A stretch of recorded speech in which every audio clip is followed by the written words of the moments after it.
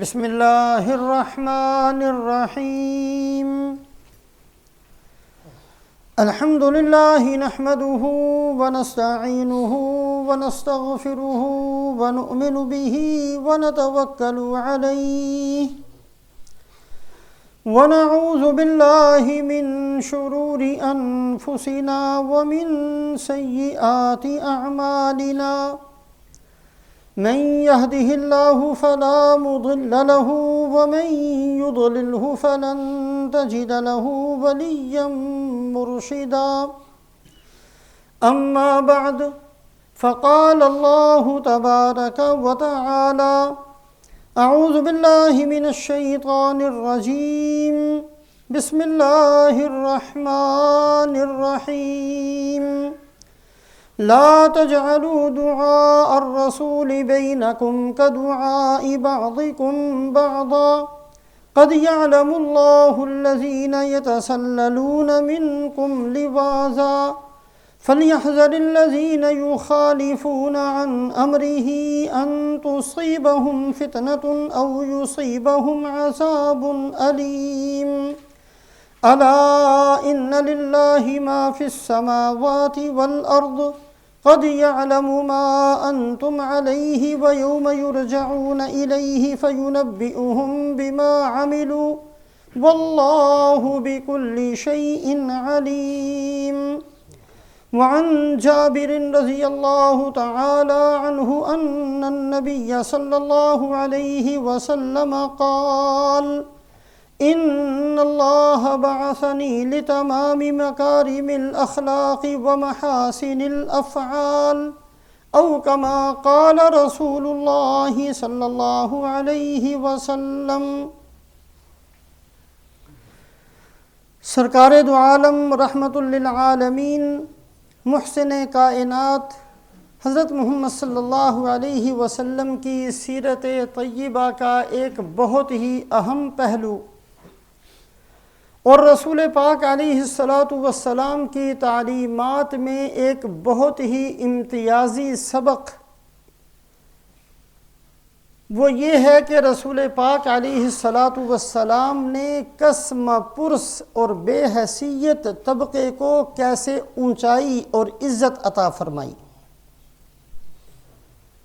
زمانہ جاہلیت میں سب سے زیادہ قسم پرس اور بے حیثیت غلاموں کو سمجھا جاتا تھا۔ غلامی کی 15 صورتیں ہیں جو کتابوں میں لکھی جاتی ہیں۔ کبھی تو کوئی آدمی غربت سے تنگ آ کر اپنے آپ کو بیچ دیا کرتا اور اس کو غلام سمجھا جاتا۔ کبھی کوئی آدمی چور پکڑا جائے اور اس کے پاس مال برآمد نہ ہو تو کوئی آدمی اس کا تاوان ادا کرتا اور اس کو غلام بنا لیا جاتا۔ ایک عام رواج تھا کہ چھوٹے بچوں کو لوگ اٹھا کر لے جاتے اور ان کو فروخت کر دیتے کہ یہ ہمارے غلام ہیں۔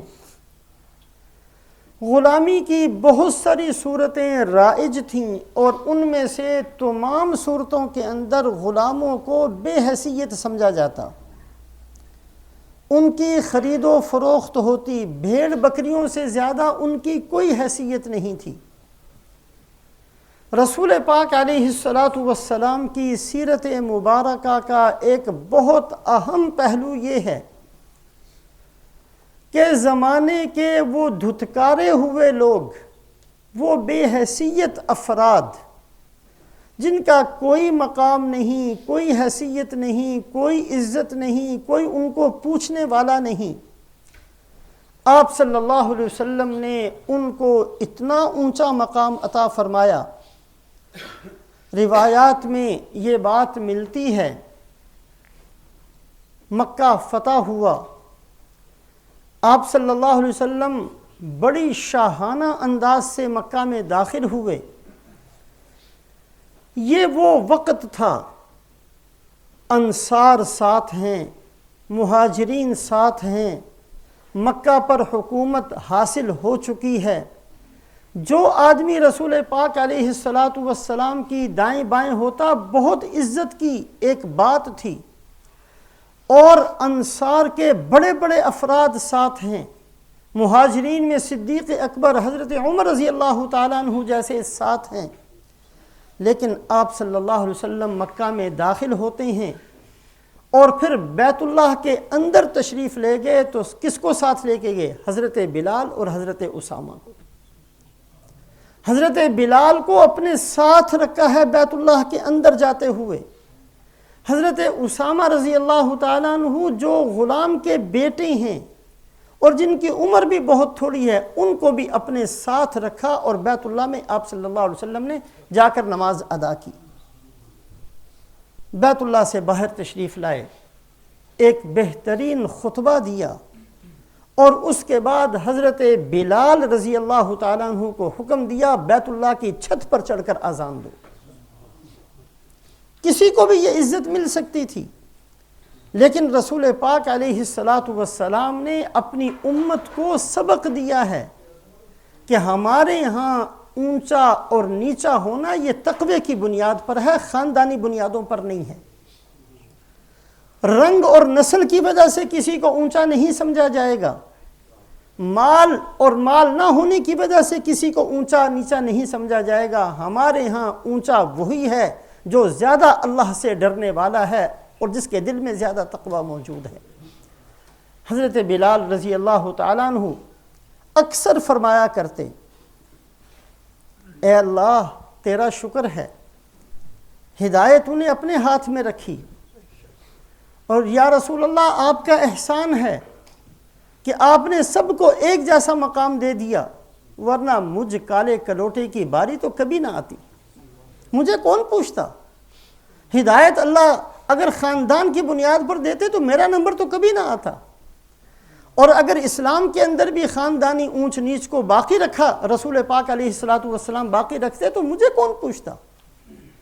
رسول پاک علیہ السلام کی سیرت مبارکہ کا ایک بہت ہی اہم پہلو یہ ہے کہ آپ صلی اللہ علیہ وسلم نے ان بے حیثیت افراد کو بہت ہی اونچی عزت کی جگہ پر بٹھایا۔ حضرت زید بن حارثہ رضی اللہ تعالیٰ عنہ یہ وہ آدمی ہیں، بچے تھے، ان کی ماں ان کو اپنے میکے لے کر گئی، کسی نے اٹھا کر فروخت کر دیا۔ بچپن میں ہی بکتے بکتے بکتے بکتے مکہ کے بازار عکاظ میں آ کر فروخت ہوئے۔ حضرت خدیجہ الکبریٰ رضی اللہ تعالیٰ عنہا کے بھتیجے حضرت حکیم ابن حزام نے ان کو خرید لیا، اور حضرت خدیجہ الکبریٰ رضی اللہ تعالیٰ عنہا کو جا کر دے دیا کہ آپ کے لیے غلام خریدا ہے۔ حضرت خدیجہ رضی اللہ تعالیٰ عنہا نے سرکار دو عالم حضرت محمد صلی اللہ علیہ وسلم کی خدمت میں پیش کر دیا۔ حضرت زید بن حارثہ غلامی کی وجہ سے آپ کے پاس پہنچ گئے۔ ان کے علاقے کے کچھ افراد حج کی نیت سے مکہ آئے، مکہ میں دیکھا کہ وہ زید تو یہاں ہے اور ان کے باپ تو رو رو کر ان کا برا حال ہو گیا۔ انہوں نے جا کر کہا کہ آپ کا بیٹا ہم نے اپنی آنکھوں سے مکہ کے اندر دیکھا۔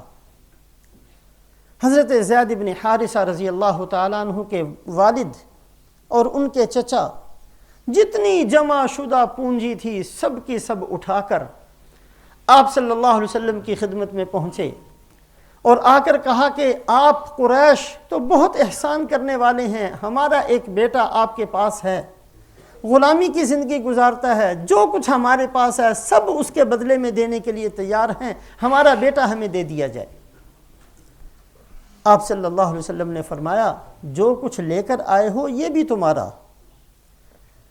زید کو پوچھ لو اگر یہ جانا چاہیں تو ان کو بھی ساتھ لے جاؤ۔ حضرت زید رضی اللہ تعالیٰ عنہ سے پوچھا تو فرمایا کہ جس ہستی کے پاس پہنچ گیا ہوں اس پر تو میں ہزاروں آزادیوں کو قربان کر سکتا ہوں، میں نے کہیں نہیں جانا، میں نے محمد الرسول اللہ صلی اللہ علیہ وسلم کے پاس رہنا ہے۔ رسول پاک علیہ السلام نے حضرت زید کا ہاتھ پکڑا، حجر اسود کے سامنے تشریف لے گئے اور جا کر کہا کہ اے لوگو آج سے میں زید کو اپنا بیٹا بناتا ہوں۔ زید ابن محمد کے نام سے حضرت زید ابن حارثہ مشہور ہو گئے۔ اور اس کے بعد جب اللہ پاک نے اڈاپشن متبنہ بنانے کو غیر اسلامی قرار دیا تو زید ابن محمد کہنے کی تو اجازت نہیں ہوئی، لیکن صرف حضرت زید رضی اللہ تعالیٰ عنہ ایسے صحابی ہیں کہ اللہ پاک نے ان کا دل نہ ٹوٹ جائے اس لیے صرف ان کا نام قرآن میں ذکر کیا۔ کسی صحابی کا نام نہیں ہے قرآن میں، یہاں تک کہ صدیق اکبر رضی اللہ تعالیٰ عنہ کا نام بھی نہیں ہے، حضرت عمر رضی اللہ تعالیٰ عنہ کا نام بھی نہیں ہے۔ اگر نام ہے 1,24,000 صحابہ میں سے تو اللہ پاک نے حضرت زید کے نام کو قرآن میں ذکر کیا ہے۔ حضرت زید رسول پاک علیہ السلام کے حب النبی، آپ کے محبوب تھے۔ حضرت صدیقہ رضی اللہ تعالیٰ عنہ فرمایا کرتی تھیں کہ غزوہ موتہ میں حضرت زید بن حارثہ شہید ہو گئے، اگر وہ شہید نہ ہوئے ہوتے تو خلافت آپ صلی اللہ علیہ وسلم کے بعد زید بن حارثہ کو مل جاتی۔ آپ صلی اللہ علیہ وسلم کا جو قرب تھا اور آپ صلی اللہ علیہ وسلم کی محبت اور تعلق ایسا تھا کہ صحابہ بالاتفاق زید بن حارثہ کو خلیفہ بنا لیتے اگر آپ صلی اللہ علیہ وسلم کے وصال کے وقت ان کی شہادت نہ ہو چکی ہوتی۔ تو رسول پاک علیہ السلام کی سیرت طیبہ کا ایک بہترین باب ہے کہ خاندانی اونچ نیچ کو ختم کر کے رسول پاک علیہ السلام نے ان بے حیثیت افراد کو ایک مقام اور ایک مرتبہ نصیب فرمایا۔ حضرت سلمان فارسی رضی اللہ تعالیٰ عنہ ملک فارس کے رہنے والے، دین حق کی تلاش میں نکلے ہیں۔ پہلے شام گئے، شام سے موصل گئے، موصل سے نصیبین گئے، نصیبین سے عموریہ گئے، مختلف جگہوں پر پتہ کرتے کہ کوئی سب سے بڑا دیندار کون ہے، اس کی خدمت میں جا کر پڑھ جاتے اور اس کی خدمت میں رہتے، یہاں تک کہ اس کا انتقال ہو جاتا، پھر پتہ کرتے۔ آخر کے اندر جب عموریہ پہنچے اور وہاں ایک پادری کی خدمت میں بہت لمبا زمانہ رہے اور اس کا جب انتقال ہونے لگا تو پوچھا اب میں کہاں جاؤں؟ کہا کہ اب پوری زمین پر کوئی بھی صحیح عالم نہیں ہے، اب نبی حضرت محمد صلی اللہ علیہ وسلم کی کہ اظہار اور ظہور کا وقت بالکل قریب ہے اور وہ مکہ کے اندر پیدا ہوں گے، مدینہ ان کی ہجرت کی جگہ ہوگی، وہاں پہنچ جاؤ۔ حضرت سلمان فارسی رضی اللہ تعالیٰ عنہ کو عمر اللہ نے بہت لمبی دی تھی، تقریباً 300 سال کے قریب عمر تھی۔ اتنے لمبے زمانے میں محنت کرتے کرتے کرتے جو کچھ مال اکٹھا کیا تھا، ایک قافلے کو کہا یہ سب کا سب لے لو اور کسی طریقے سے مجھے حجاز میں پہنچا دو۔ انہوں نے مال بھی لے لیا اور دھوکے سے ان کو غلام بنا کر جا کر فروخت بھی کر دیا۔ یہ فروخت ہوتے ہوتے ہوتے ہوتے مدینہ کے ایک یہودی کے غلام بن گئے اور اس کے بعد رسول پاک علیہ السلام پر ایمان لائے۔ آپ نے اتنی اونچی عزت کی جگہ پر ان کو بٹھایا ہے کہ حضرت صدیقہ رضی اللہ تعالیٰ عنہ فرماتی ہیں عشاء کی نماز کے بعد حضرت سلمان فارسی اگر مسجد میں بیٹھے ہوتے تو آپ ان کی دیداری کے لیے ساتھ بیٹھے رہتے، یہاں تک کہ ازواج مطہرات فرمایا کرتی کہیں ہماری باری کا سارا وقت سلمان کو تو نہیں مل جائے گا، اور فرمایا کہ اے سلمان ہر مسلمان کی خواہش ہے کہ جنت میں پہنچ جائے اور تو میرا وہ صحابی ہے کہ جنت مشتاق ہے کہ کب سلمان میرے پاس آتے ہیں۔ رسول پاک علیہ السلام نے غلاموں کو، قسم پرس بے حیثیت افراد کو کتنا اونچا مقام دیا ہے۔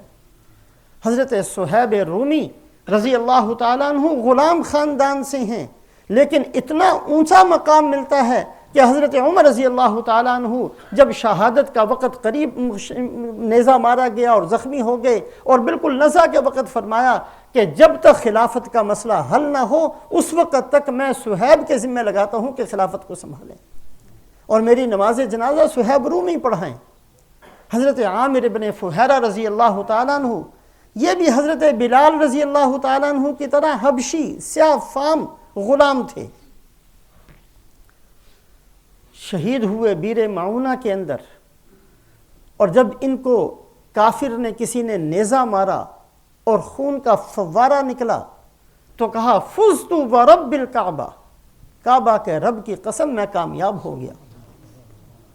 اور اس کے بعد جس نے شہید کیا تھا وہ کہتا ہے کہ میں نے دیکھا کہ ان کی لاش آسمانوں پر اٹھا لی گئی۔ یہ بڑا حیران کہ میں نے اپنے ہاتھ سے ان کو قتل کیا ہے، ان کا خون نکلا ہے، اس کے بعد یہ کون سی کامیابی ان کو ملی؟ اور جب لوگوں نے بتایا کہ وہ کامیابی جنت تھی تو وہ بھی اسلام میں داخل ہو گیا۔ یہ ایک غلام تھے لیکن کتنا اونچا مقام رسول پاک علیہ السلام کی صحبت کی برکت سے ان کو ملا ہے۔ بڑا لمبا باب ہے، غلاموں کو کتنا اونچا مقام صرف شریعت اسلامیہ کے اندر دیا گیا، بہت لمبا باب ہے۔ حضرت حسن بصری رحمۃ اللہ علیہ کے نام کو کون نہیں جانتا؟ حضرت حسن بصری رحمۃ اللہ علیہ کی جو والدہ تھیں وہ حضرت ام سلمہ کی باندی تھیں، اور حضرت ام سلمہ رضی اللہ تعالیٰ عنہا جو ازواج مطہرات میں سے ہیں، انہوں نے پرورش کی ہے اپنی باندی کے بیٹے کی، اور اتنا اونچا مقام ملا ہے کہ حسن بصری، ہم سب ان کو جانتے ہیں کہ اللہ نے کتنا اونچا مقام دیا، غلام خاندان سے تھے۔ علامہ ابن سیرین رحمۃ اللہ علیہ، اس امت کے اندر فن تعبیر میں ان سے بڑا کوئی نہیں ہے، فن تعبیر کے امام ہیں علامہ ابن سیرین رحمۃ اللہ علیہ۔ ان کی جو والدہ تھی وہ صدیق اکبر رضی اللہ تعالیٰ عنہ کی باندی تھی، اور ان کی اچھے سلوک کی وجہ سے بیٹا کس مقام پر پہنچا۔ حضرت امام محمد رحمۃ اللہ علیہ جو فقہائے حنفیہ میں بہت اونچا مقام رکھتے ہیں، امام شافعی رحمۃ اللہ علیہ بھی ان کے شاگرد ہیں۔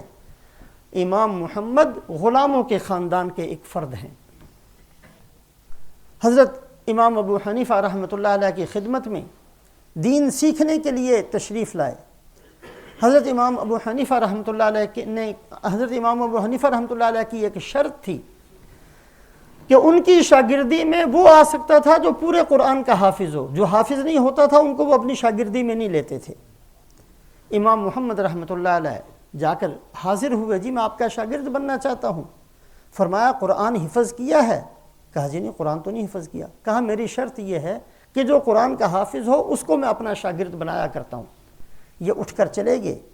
ایک ہفتے کے بعد اپنے والد کو ساتھ لے کر آئے، اور والد نے کہا امام صاحب سے کہ حضرت میں اپنے بیٹے کو لے کر آیا ہوں، یہ آپ کی شاگردی میں آنا چاہتا ہے۔ تو امام صاحب رحمۃ اللہ علیہ نے دیکھا اور کہا کہ یہ تو پچھلے ہفتے بھی آئے تھے، میں نے ان کو شرط بتا دی تھی، میری شرط یہ ہے کہ میں اس کو شاگرد بناتا ہوں جو قرآن کا حافظ ہو۔ امام محمد فرماتے ہیں کہ حضرت میں نے آپ کی شرط سنی اور ایک ہفتے کے اندر میں نے قرآن حفظ کر لیا ہے، اب میں قرآن حفظ کر کے آپ کی شاگردی میں آنا چاہتا ہوں۔ ابھی نوجوان بچے تھے اور اللہ پاک نے اتنا اونچا مقام دیا، حالانکہ غلاموں کے خاندان سے تعلق تھا۔ اللہ کے نبی حضرت محمد صلی اللہ علیہ وسلم کی سیرت کا پہلو یہ ہے کہ آپ صلی اللہ علیہ وسلم نے ایسی تعلیمات اپنی امت کو سکھائی ہیں کہ غلام ہو، بے حیثیت ہو، ان چیزوں کو نہیں دیکھنا، اگر دیکھنا ہے تو اندر کے کمالات کو دیکھنا ہے۔ یہی امام محمد رحمۃ اللہ علیہ تہجد کے وقت میں امام ابو حنیفہ اپنے استاد کی خدمت میں آئے اور کہا کہ حضرت ایک مسئلہ پوچھنا ہے۔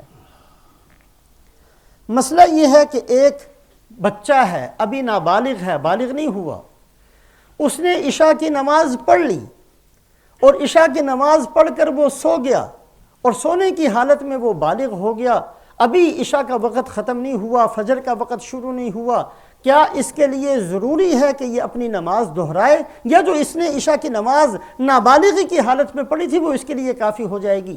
امام ابو حنیفہ رحمۃ اللہ علیہ نے فرمایا کہ نہیں، اس کے لیے ضروری ہے کہ اب نماز کو دہرائے، جو اس نے نماز پڑھی تھی وہ اس کے لیے کافی نہیں ہوگی، جو بالغ ہونے کے بعد اگر وقت باقی ہے تو یہ نماز کو ادا کرے۔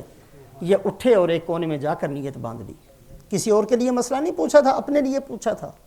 بچپن کے اندر اللہ پاک نے اتنا تقوی اور اتنا زہد اور اتنی فکر نصیب فرمائی تھی۔ یہ ایک بہت لمبا باب ہے کہ اللہ پاک نے اس امت کو یہ سعادت نصیب فرمائی رسول پاک علیہ السلام کی برکت سے کہ انہوں نے بے حیثیت افراد جو سمجھے جاتے تھے ان افراد کو ان کے تقوی کی وجہ سے، ان کے علم کی وجہ سے، ان کے زہد کی وجہ سے اپنے سر کے اوپر ہمیشہ بٹھایا ہے۔ مالک ابن دینار رحمۃ اللہ علیہ غلاموں کے خاندان سے تعلق رکھتے ہیں۔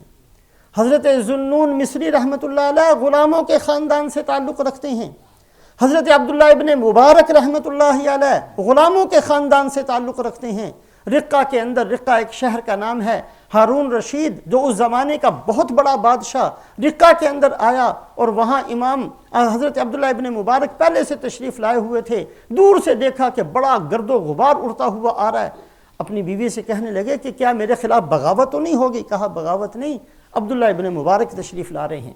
اس کی وجہ سے لوگ ساری طرف سے جمع ہو رہے ہیں، اور جب حدیث کا درس دینا شروع کیا تو چھینک آئی اور الحمدللہ کہا، اور پورے مجمع نے یرحمک اللہ کہا، تو ایسی آواز بلند ہوئی کہ ہارون رشید کھڑے ہو کر ہتھیار باندھ لیے کہ کہیں میرے خلاف بغاوت تو نہیں ہوگی۔ کہا بغاوت نہیں ہوئی، ایک اللہ کے بندے نے چھینک لی، الحمدللہ کہا، اور سارے مجمع نے جو جواب میں یرحمک اللہ کہا یہ اس کی آواز تھی۔ عبداللہ ابن مبارک غلاموں کے خاندان سے ہیں، کتنا اونچا مقام ملا ہے اور کہاں تک پہنچے ہیں، یہ صرف اس لیے کہ حضرت محمد صلی اللہ علیہ وسلم نے عملاً کر کے دکھایا اور اپنی امت کو تعلیم یہ دی، ان اکرمکم عند اللہ اتقاکم، کہ تمہارے اللہ کے نزدیک تم میں سب سے زیادہ عزت والا اور سب سے زیادہ مقام اور مرتبے والا وہ آدمی ہے جس کے اندر تقوی موجود ہو۔ آپ صلی اللہ علیہ وسلم حجۃ الوداع کے خطبے میں کیا ارشاد فرماتے ہیں؟ لا فضل لعربی علی عجمی ولا لعجمی علی عربی الا بالتقوی۔ اس بات کو یاد رکھنا کہ کوئی عربی ہونے کی وجہ سے فضیلت والا نہیں ہے، کوئی عجمی ہونے کی وجہ سے فضیلت والا نہیں ہے۔ اگر کسی کو فضیلت ہے تو اس کے تقوی کی وجہ سے ہے، اس کے دل کی وجہ سے ہے۔ رسول پاک علیہ السلام کی انہی مبارک تعلیمات کی وجہ سے یہ امت مسلمہ اپنی تاریخ کا ایک نمایاں باب قیامت تک ساری انسانیت کے سامنے پیش کر سکتی ہے کہ غلاموں نے حکومت کی ہے امت مسلمہ پر۔ غلاموں نے، خاندان غلامہ کی حکومت 80 سال تک رہی، 80 سال امت مسلمہ پر غلام حکومت کرتے رہے، اہل تھے، صلاحیتوں والے تھے، علم والے تھے، تقوی والے تھے۔ اللہ پاک نے ان کو اونچا مقام دیا اور امت نے ان کی سیادت کو، سرداری کو تسلیم کیا اور قبول کیا۔ ہندوستان کے اندر سلطان شمس الدین التمش، جن کی بیٹی ہے رضیہ سلطانہ، جن کا نام بہت سنتے رہتے ہیں، اور قطب الدین ایبک، یہ کون ہیں؟ یہ وہی افراد ہیں جو غلاموں کے خاندان سے تعلق رکھتے تھے، اور اللہ پاک نے ایسا اونچا مقام دیا کہ امت مسلمہ پر سرداری نصیب فرمائی۔ حضرت خواجہ قطب الدین بختیار کاکی رحمۃ اللہ علیہ، جن کا مزار آج بھی دہلی کے قریب موجود ہے، ان کا زمانہ تھا سلطان شمس الدین التمش کی حکومت، اور قطب الدین بختیار کاکی رحمۃ اللہ علیہ اس زمانے کے بہت بڑے اللہ والے بزرگ۔ خواجہ قطب الدین بختیار کاکی رحمۃ اللہ علیہ کے انتقال کا وقت قریب آیا تو وصیت فرمائی، میں مر جاؤں تو میری نماز جنازہ وہ پڑھائے جس نے کبھی عصر کی سنتیں نہ چھوڑی ہوں، جس کی کبھی تہجد نہ رہی ہو، جس کی نگاہ کبھی غلط استعمال نہ ہوئی ہو۔ اس زمانے کے اللہ والے وصیت کرتے ہیں، میری نماز جنازہ اس بندے سے پڑھوانا جس نے تہجد نہ چھوڑی ہو، جس نے عصر کی سنتیں نہ چھوڑی ہوں، اور جس نے ساری زندگی کبھی اپنی نگاہ کو غلط استعمال نہ کیا ہو۔ اب انتقال ہو گیا، جنازہ رکھا ہوا ہے، سارا شہر امڑ کر آ گیا، مجمع بھرا ہوا ہے، اور جو خاص بندے ہیں وہ اعلان کرتے ہیں کہ اللہ والوں نے، بزرگوں نے وصیت کی تھی کہ جس بندے کے اندر یہ 3 چیزیں ہوں وہ میری نماز جنازہ پڑھائے۔ اس کا مطلب ہے کہ کوئی بندہ ہے صحیح، ایسا ہے ضرور، ورنہ یہ وصیت نہ کرتے۔ کوئی بندہ موجود ہے اس مجمع کے اندر جس کی تہجد نہیں رہی، جس نے عصر کی سنتیں نہیں چھوڑی، جس نے کبھی نگاہ کو غلط استعمال نہیں کیا، موجود ضرور ہے، ورنہ اللہ والے وصیت نہ کرتے۔ خدا کے لیے جو بھی ہے آگے آ جائے اور آ کر نماز جنازہ پڑھا دے، کافی تاخیر ہوگی۔ اعلان کیا جاتا ہے، بار بار اعلان، کوئی آگے نہیں بڑھ رہا۔ جب بہت دفعہ اعلان ہو گیا تو ایک آدمی مجمع کو چیرتا ہوا آگے آیا، اپنے چہرے پر نقاب ڈال کر، اور آ کر سب سے پہلے خواجہ قطب الدین بختیار کاکی رحمۃ اللہ علیہ کی پیشانی پر بوسہ دیا اور کہا کہ حضرت آپ نے میرا راز کیوں فاش کر دیا، اور نماز جنازہ پڑھا دی۔ اور جب لوگوں نے دیکھا تو یہ سلطان وقت سلطان شمس الدین التمش رحمۃ اللہ علیہ تھا، جس کے اندر بادشاہ ہے پورے ہندوستان کا، بادشاہت کرتے ہیں، پورا ملک چلاتے ہیں، اور اس کے باوجود کبھی تہجد نہیں رہتی، اس کے باوجود عصر کی سنتیں نہیں چھوٹتی، پورا ملک کا حکمران ہے، نگاہ اتنی پاک ہے کہ ساری زندگی غلط استعمال نہیں ہوتی، اور غلاموں کے خاندان سے ہیں۔ اللہ پاک نے کتنا اونچا مقام دیا ہے، کہاں تک پہنچایا ہے۔ آج پتہ نہیں ہم نے کن لوگوں سے کیا کیا سیکھ لیا۔ ہماری حالت تو یہ بن گئی ہے کہ ہم 4 پیسے خواہ حرام طریقے سے ہمارے پاس آ جائیں، ہم تو ان کو بھول جاتے ہیں جو ہمارے اپنے ہوتے ہیں، ان سے آنکھیں چرانا شروع کر دیتے ہیں۔ ہاں جی پتہ نہیں کون ہے، میں دیکھا ہے کبھی آپ کو۔ ہم ان لوگوں کو پہچاننے سے انکار کر دیتے ہیں جنہوں نے ہمارے ساتھ ایک جگہ بیٹھ کر تعلیم حاصل کی ہوتی ہے۔ ہم ان لوگوں کو پہچاننے سے انکار کر دیتے ہیں جو ہمارے ساتھ بچپن میں کھیلے ہوتے ہیں، صرف اس لیے کہ آج میرے پاس 2 پیسے آ گئے، اور صرف اس لیے کہ آج میں تھوڑا سا اس سے زیادہ مالدار بن گیا، خواہ مالدار بھی حرام طریقے سے بنا ہو۔ پتہ نہیں کہاں سے ہم نے سیکھ لیا۔ رسول پاک علیہ الصلاۃ والسلام کی زندگی اور آپ صلی اللہ علیہ وسلم کی سیرت اور آپ صلی اللہ علیہ وسلم کی تعلیمات میں یہ چیز بہت نمایاں ہے کہ آپ صلی اللہ علیہ وسلم نے ساری اونچ نیچ ختم کر کے رسول پاک علیہ الصلاۃ والسلام کی مجلسوں میں صرف وہی افضل سمجھا جاتا تھا جو زیادہ تقوی والا ہو، زیادہ بزرگی والا ہو۔ حضرت عمر رضی اللہ تعالیٰ عنہ اپنے زمانہ خلافت کے اندر تشریف فرما ہیں، بڑے بڑے قریش کے سردار جو بعد میں مسلمان ہوئے تھے، فتح مکہ کے بعد مسلمان ہوئے یا بہت دیر کے بعد مسلمان ہوئے، وہ سارے کے سارے سامنے بیٹھے ہیں۔ اتنے میں حضرت بلال رضی اللہ تعالیٰ عنہ تشریف لائے۔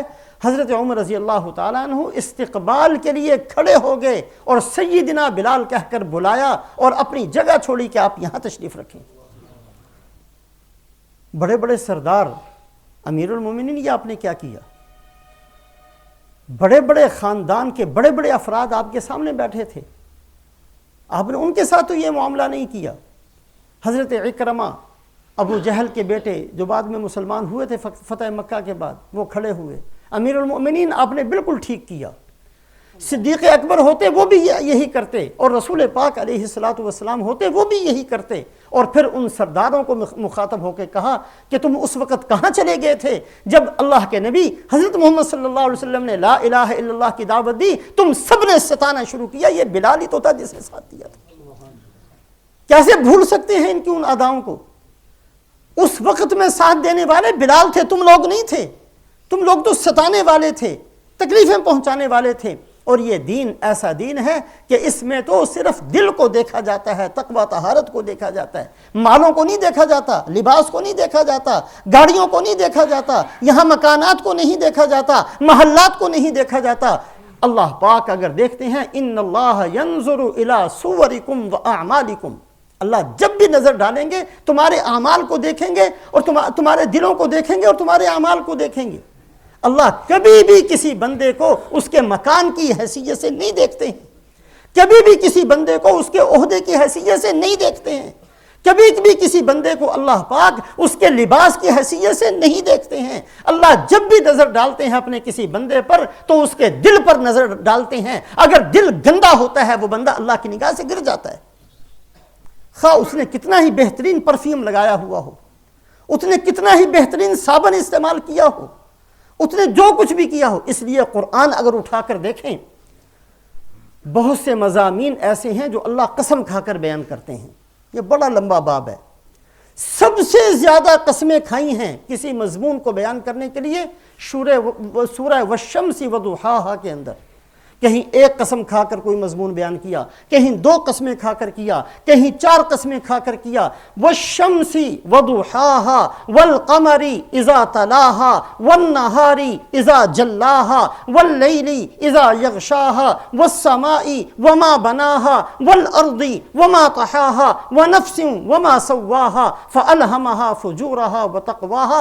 11 قسمیں کھائیں، اللہ نے 11 قسمیں کھائیں، اور 11 قسمیں کھانے کے بعد بات کون سی بیان کی؟ قد افلح من زکاہا وقد خاب من دساہا۔ ایک بات بتانے کے لیے 11 قسمیں کھائیں۔ پورے قرآن میں کسی مضمون کو بیان کرنے کے لیے اتنی کثرت سے اللہ قسمیں نہیں کھاتے جتنی قسمیں کثرت سے یہاں کھائی ہیں۔ 11 قسمیں کھانے کے بعد فرمایا قد افلح من زکاہا، کامیاب ہو گیا وہ آدمی جس نے اپنے دل کو پاک کر لیا۔ کامیاب ہے وہ آدمی جس کا دل پاک ہے۔ وقد خواب من دساہا، بڑا گھاٹے اور نقصان والا وہ ہے جس نے اپنے دل کا ستیہ ناش کر دیا۔ آج جس معاشرے میں ہم رہتے ہیں اس میں یہ ہے ہی نہیں کہ دل کی حالت کیا ہے، یہ ہم نے سوچنا ہی چھوڑ دیا۔ ہمارے پروگرام میں کبھی یہ نہیں آتا بھی دل کو بھی دیکھ لو، اس کے پلے کچھ ہے کہ نہیں ہے، یا ساری خیانتیں دل میں جمع ہیں، ساری بدماشیاں دل کے اندر جمع ہیں، یا دل کو ہم نے کتنا گندا کر لیا ہے دنیا کی محبتوں سے، دل کو کتنا گندا کر لیا ہے بد نگاہی کے مرض سے، دل کو کتنا گندا کر لیا ہے دنیا کی بہت ساری غلط قسم کی چیزیں اس کے اندر جمع کر کے۔ جب اتنی گندی چیزیں دل کے اندر جمع ہوں گی تو اللہ کہاں آئیں گے؟ کیسے آئیں گے اللہ اس دل کے اندر؟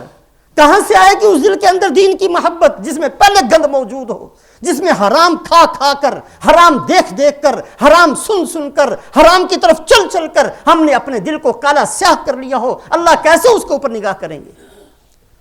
پورے قرآن کے اندر کسی مضمون کو اتنی کثرت سے قسمیں کھانے کے بعد اللہ بیان نہیں فرماتے جتنا سورہ والشمس وضحاہا 11 قسمیں کھانے کے بعد فرمایا قد افلح من زکاہا وقد خاب من دساہا۔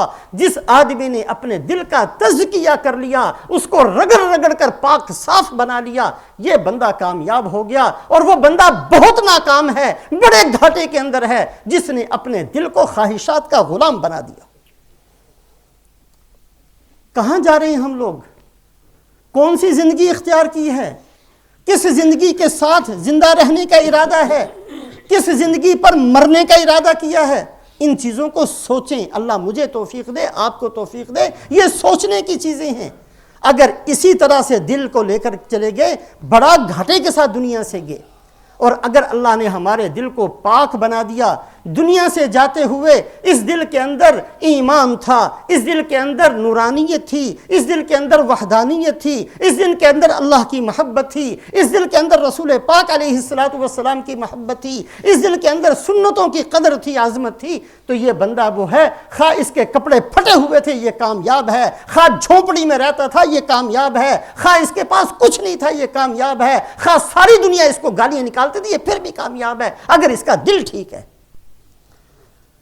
ہم مسلمان ہیں، اللہ کے فضل سے اللہ نے مسلمان بنایا ہے۔ ہم کن راستوں پر چل پڑے؟ کون سی سوچیں ہم نے اختیار کر لیں؟ ہم دنیا میں کیا بن کر جینا چاہتے ہیں، کیا بن کر مرنا چاہتے ہیں؟ یہ تھوڑا سا سوچنے کی چیز ہے۔ ایک دفعہ نہیں، بار بار سوچیں۔ اتنا اس کو سوچیں کہ ہماری زندگی کا رخ بدل جائے، ہماری سوچ بدل جائے، ہمارا چلنا بدل جائے، ہمارا دیکھنا بدل جائے، ہمارا سوچنا بدل جائے، ہماری خوشی اور ہماری غمی کے سارے طریقے بدل جائیں۔ اتنا ہم نے بار بار سوچنا ہے، اتنا سوچنا ہے، اتنا اپنے آپ کو ٹھیک کرنا ہے۔ قد افلح من زکاہا وقد خاب من دساہا، اس کو بار بار بار بار بار بار اپنے سامنے رکھیں۔ میں سب سے زیادہ محتاج ہوں، اللہ مجھے بھی توفیق نصیب فرمائے۔ آپ حضرات